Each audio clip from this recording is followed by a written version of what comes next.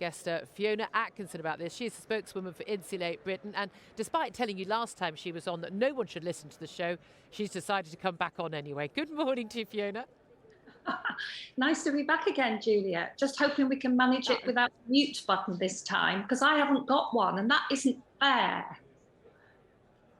Okay, I haven't got one either, to be fair. I'm sitting at a desk in the middle of party conference. Great.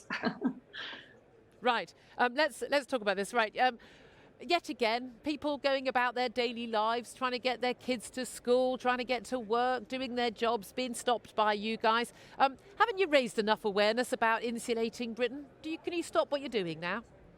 We'd love to. It's not much fun and nobody wants to be out there, but we're just waiting for the government to get real about this and get back to us and say, yeah, they understand they need to take more direct action that's going to cut fuel poverty and cut our fossil fuel emissions. Okay. It's dead straightforward. So if they don't, so basically you're going to keep doing this until the government, you're going to basically disrupt everybody until the government does what you say. Is that how we do things in a democracy?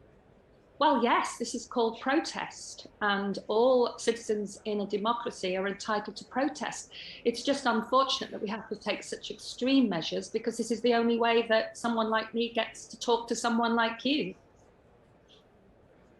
Right, okay, so it's not protest though, it's a legal protest. These are not legal protests. Sitting in the road and blocking people going about their lawful business isn't the only form of protest you can have. You could be protesting in Hyde Park, you could protest outside Downing Street, you could do a perfectly legal protest and still have the government take notice, but you could be protesting outside the convention hall here in Manchester, where all the politicians actually are, and they would see your placards and your banners, but instead you are disrupting ordinary members of the public who have no power over government policy apart from at election time, and you're stopping them from going about their lawful business.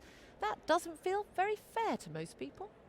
Well, sadly, that's the situation we're in, where this is the only way to get the message across, because we've tried all that. We've done it for decades, and we're absolutely driven. You've tried the democratic route, and now you're going down the undemocratic route. We've tried various forms of protest, and now we're down the non-violent, disruptive route. This is non-violent protest, which has worked in the past. History has shown this has worked. The most uncomfortable stage is this stage, when people resist the change, but change has got to come. We've got absolute... People resist the change. So wait, I need to clarify.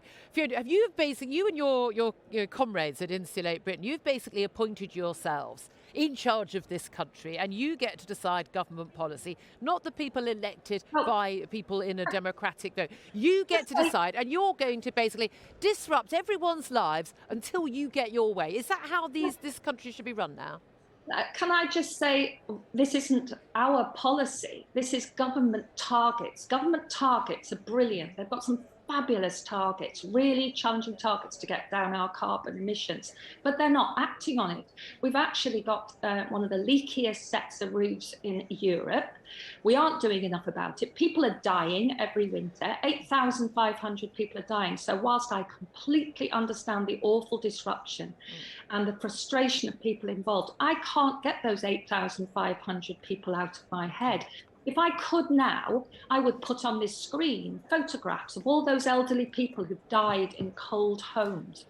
Photographs of all They die in cold homes because they can't afford to heat their homes, because their heating bills are going up, because in part there are subsidies for unreliable renewable energies to the tune of £10 billion a year, which are put onto their heating bills. If you're concerned about those people, we should stop the subsidies, shouldn't we? Julia, this is not just about this year. This is about the future. One of the reasons I have supported Insulate Britain and have stood outside Downing Street is because I'm so worried about our kids and our grandchildren. They are the ones who are going to cope with what Sir David King, who is the government's own advisor on climate, he has described as we have 3 to 4 years to determine the future of humanity. Now, just take this one on. When you talk about the future of humanity, you're talking about the loss of civilization. Now, those of us who say... we're all going to be... can you remind me, are we going to all die in the heat, or are we going to be flooded all the cold? I can never remember. Which one are we saying this time? It's lovely that you can make a joke about it. I can't. I don't know. I think it's utterly ridiculous. I genuinely, I think it's utterly ridiculous. I think it's an absolute load of nonsense. So you see, Julia, last time I spoke to you, I just said, what is the point of having this conversation with a climate denier? Someone who actually thinks they know more than 99%. I don't deny the climate. There is a climate. I don't deny it. There's a climate. If you think it's... And we are in danger. And we are being told that by experts. Not by you. Fiona, one final question.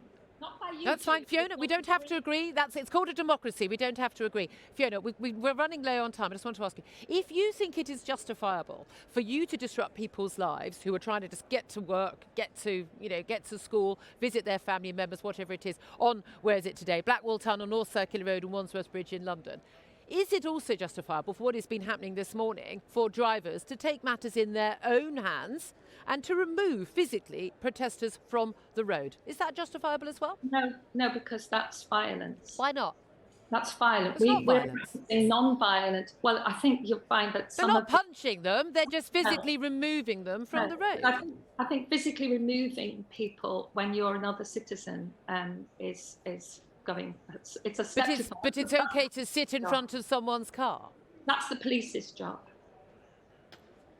Okay. Well, we're going to have to leave it there. Fiona, I'm so sorry. We are going to have to leave it there. We're already over time. I do apologise. I'm not using a mute button. Look, no hands.